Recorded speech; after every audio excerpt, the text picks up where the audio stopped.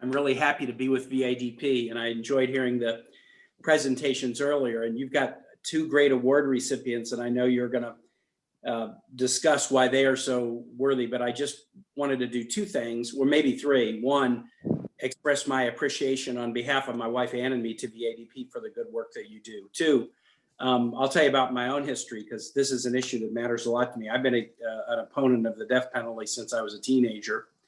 And in my civil rights career, as Mike knows, I represented a number of people on death row. There aren't many people in the US Senate that I know. I'm not sure there's any who have done what I've done, which is have a last meal with somebody and then walk them into the death chamber. I did that twice, once in 1987 and once in 1996.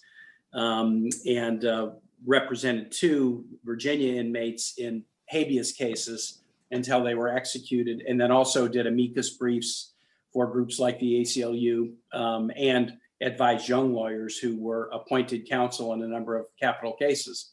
So that was in my first chapter of life as a civil rights lawyer. My second chapter of life has been in public service. I ran for governor in 2005, and my staff said, well, nobody runs for governor as an opponent of the death penalty. And I said, well, find somebody who's done it in the South, and let's see what we can learn from that. And they came back to me and they said, well, there's no example. No one has run a successful campaign for governor in the South being an opponent of the death penalty. You'll be the first. The good news is there's no template, so you can do it however you want. And so I ran as an opponent of the death penalty. And those of you who remember 2005 race, that was the campaign against me. Ads with people who I had been court-appointed counsel in cases where their loved ones had been killed by somebody on death row, and basically saying I couldn't be trusted to be governor of Virginia because of my opposition. And I basically looked in the camera and said, hey, I have a faith-based opposition of the death penalty. I can take an oath, I can uphold the law just like anyone can, but I'm not changing my religion to get one vote. Even though at that time, the population was overwhelmingly pro-death penalty, I still won my race.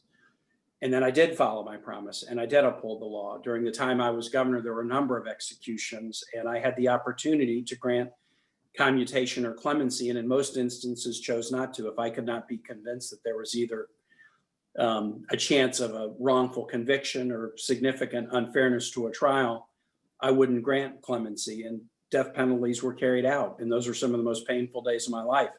I also commuted one death case of a guy named Percy LeVar Walton, who was mentally incompetent at the time of the scheduled execution. And so I commuted his sentence to life imprisonment. What I really enjoyed working on, though, during my time as governor on the death penalty was what Cassie discussed earlier. We made fundamental changes during that time in the compensation of court-appointed counsel.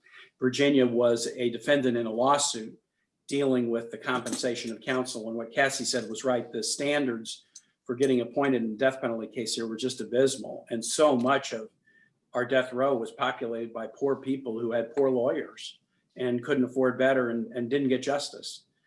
But we settled the lawsuit under terms that dramatically changed the way our court-appointed counsel were compensated. And that, together with the formation of capital defender units, basically has caused the number of people sentenced to Virginia's death row to really drop off.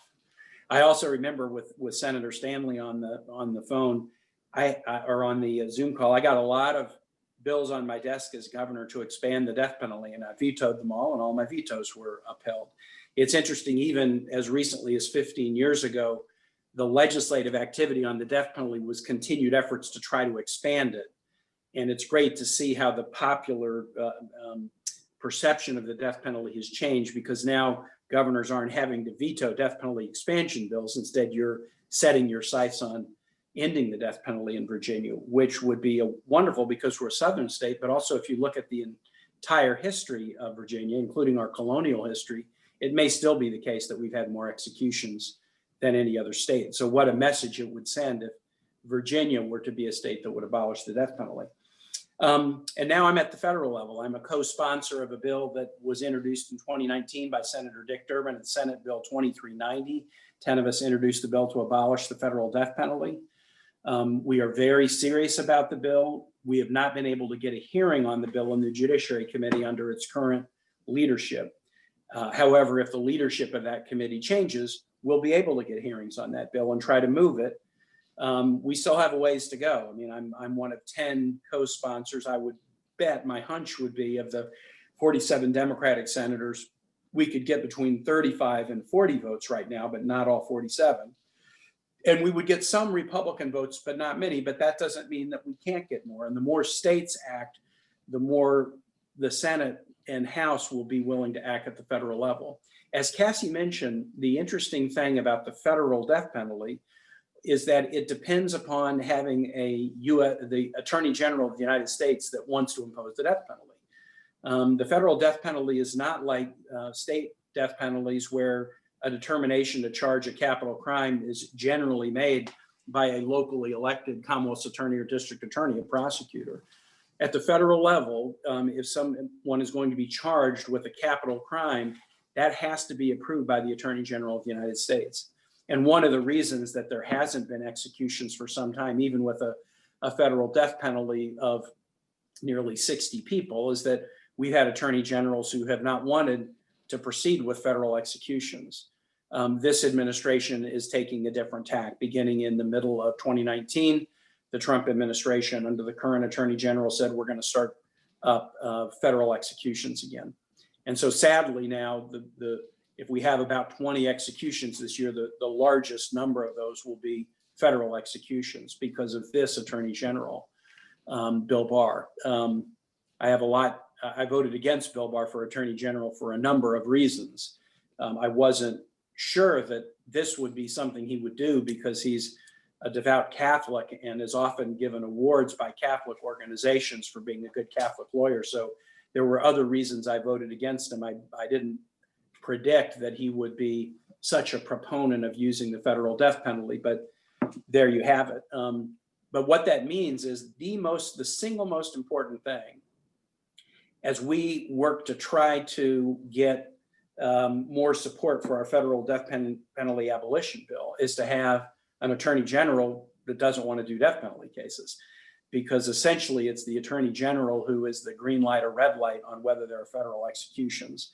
And it's my hope, this isn't a partisan event, you guys are a nonpartisan organization, but it's my hope that we will have an attorney general who will decide that he needn't green light executions. We'll continue to try to gain support for S2390, and I know there's a similar effort on the House side. But the work that's done at the state level has enormous impact on our ability to convince colleagues to join us. And that's why I'm really happy, Mike, to be on with you guys today and to congratulate the organization and also those who are receiving your awards.